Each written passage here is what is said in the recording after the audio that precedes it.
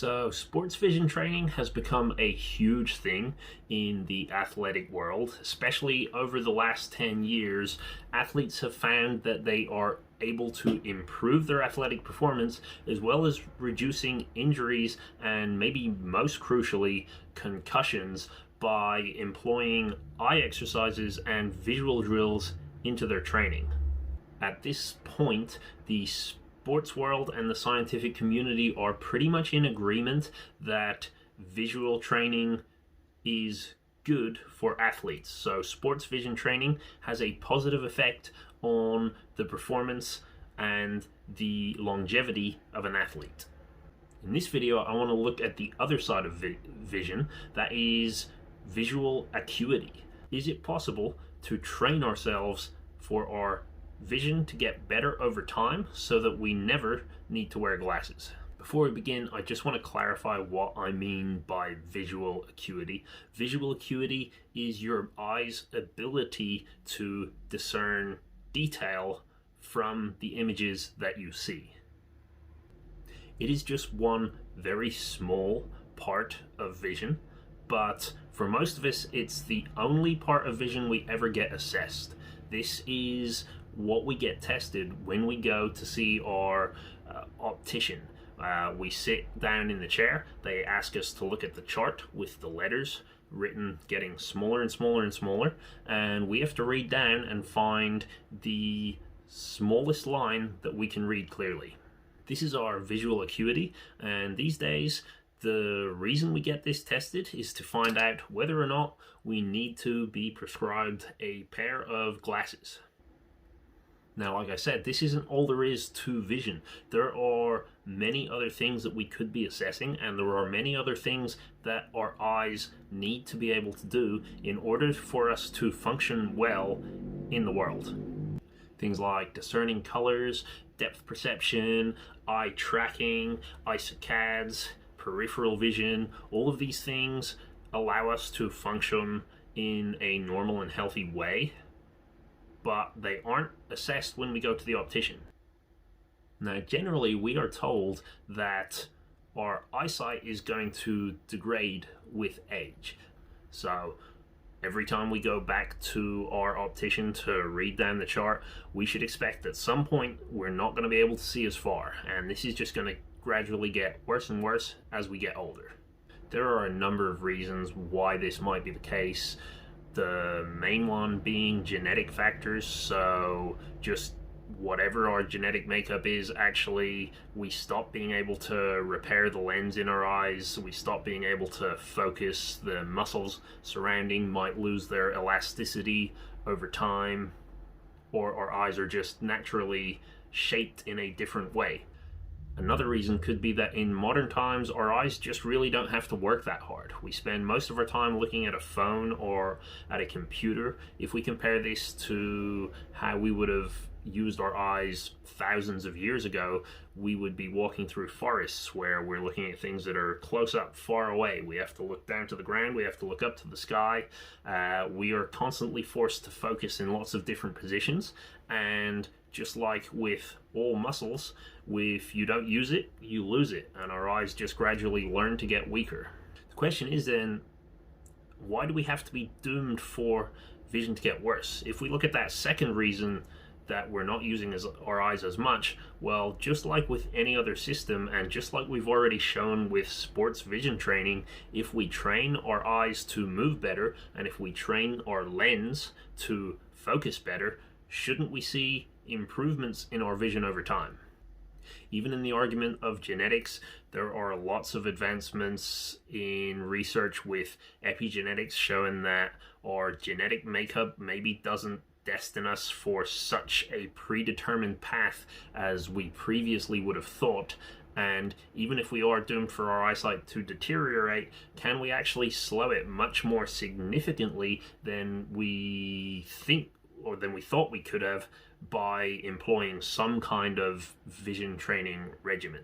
Now, the ideas behind this kind of training aren't nearly as recent as sports vision training. In the late 1800s, a guy called William Bates came up with a theory that most of vision deterioration was due to eye strain. Now, at the time, he thought that all of the focus of the eyes came from the extraocular muscles, so that is the muscles that surround the eye, rather than what we now know is causing it, the lens and the ciliary muscles that surround it. But Bates' theory was if we could teach these muscles how to move well as make sure that they aren't put under constant strain, and we teach them how to relax, that we might actually see improvements in vision. Now, his theory makes sense, and it probably still holds up today. We do spend a lot of our time with our eyes focused in specific positions. If you compare this to any other muscle in your body, imagine holding a heavy weight in your arm all above your head for most of the day. You can probably imagine that your arm is going to start to feel under strain, and its ability to move is going to deteriorate over time. So this idea of training your eyes to relax to relieve strain as well as to move well makes a lot of logical sense. So Bates went ahead and tried this with a lot of people, and surprisingly, he saw some positive results. People who were having to wear glasses for their whole lives were suddenly passing eye tests, and they were able to get rid of their prescription lenses. This is even more interesting when you consider that he wasn't even right about how our eyes focus the image in the first place. And out of all the exercises that he used, really palming, that is covering your eyes, is the only one I can really see that would maybe help to relax the ciliary muscles around the lens.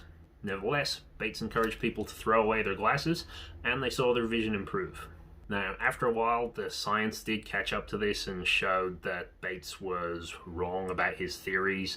There were a lot of people suggesting that what he was proposing was dangerous, and in fact, some of the exercises that he was suggesting people do, such as staring directly into the sun, we now think, yeah, that was probably a pretty bad idea. But while they had shown what it is that causes the focus in the eyes, what they didn't do was come up with any kind of explanation for why people were seeing their vision improve. Now, people put forth several theories, some that when you get rid of your glasses, as Bates was telling people to do, your vision will adapt to some degree, so you should expect to see some level of improvement when you take away your glasses. As well as other people noticed that on the lens of your eye, if there is more moisture, then actually that kind of acts as a contact lens. So in some cases, people might have improved their vision just by the fact that their eyes were tearing up. But in any case, nobody had categorically proved any of this, and it was just sort of left unsolved. Now that we know that the lens is responsible for focusing the eye, though, new methods of vision training have emerged with that in mind. The most popular one being the idea of active focus. That is where you stare at some writing or text just on the edge of blur. So not where you can read it comfortably and not where it is blurry. You want to find the sweet spot where it is just at the point where you're about to make the text blurry, so that the lens has to work just a little bit harder in order to focus the image. And much like with Bates' method, the theory is you want to put just enough tension into the lens without causing it to strain, so that the eye can work a little bit harder than it is. And just like with any other muscle in the body, if you can make it work just a little bit harder, your body will learn to adapt. To advance this method, people also recommend taking whatever you have been prescribed as your corrective lenses and making them slightly weaker. So if you're always using a slightly weaker lens, your eyes throughout the day are just always having to do a little bit more work. And once again, just like with Bates, many people have tried this, and many people have reported success stories. People have reported reducing their lens prescription by several diopters, sometimes even to the point of not needing glasses anymore at all. The research, however, has still been inconclusive. It has been very hard to find a specific reason why vision might be improving, and also it has been very hard to find consistent results that show specific types of vision training definitely work on the majority of people. Again, there are lots of reasons this could be the case. Number one being that any kind of training like this on a human is very hard to get conclusive answers from in terms of scientific research, as well as the fact that this research needs to be funded somehow. And actually, the people who might want to be funding this are going to be the companies that can make a lot of money from it, if only because they're the ones who might have a lot of money to put forward into it. And those are going to be the companies that are selling the corrective lenses and glasses that actually have a vested interest for the research to go one way over the other. Either way, a lot of times in this research, there are reports of people's vision improving over time. More suggestions have been added to the ones put forward around the time of Bates, such as people might be more motivated in the reassessment, as well as people's vision might just get better as they age for some people, directly contradicting what we are normally told when we visit the optician. But in the end, that's really kind of all we've got so far, is an inconclusive answer of maybe some of this vision training can help, but it hasn't been completely proven. So what does this mean for vision training in general? Is it still possible that doing vision exercises might help with my visual acuity?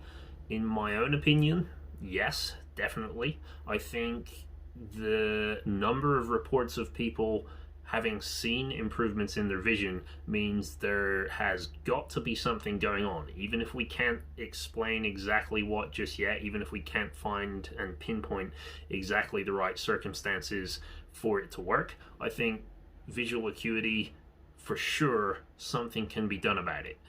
Especially when we consider that other types of vision training show improvements in athletes, and that vision is pretty much the most important sense in our body.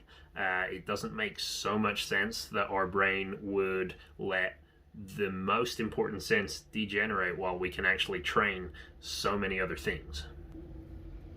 When it comes to something like this, where we're still looking for the full answer, my advice is always just approach it as openly as you can. Be open to the fact that you can try this stuff and it can work, and also be open to the fact that you might get no results. Be wary of spending a lot of money for any guru that is claiming they can absolutely solve a problem like this, because that is probably not the case. This is something that you're going to need a little bit of a leap of faith, and to be constantly assessing your results to find out, is it actually working for you? Are you seeing a difference or not? But that doesn't mean, just because the science isn't there yet, that we should completely discount it. So those are my thoughts on visual acuity. What do you think? Have you tried vision training for your visual acuity? Have you seen any results? Are you aware of any research that I am not that would help push this discussion in one direction or another? Let me know in the comments. Otherwise, thank you for watching, and I'll see you next time.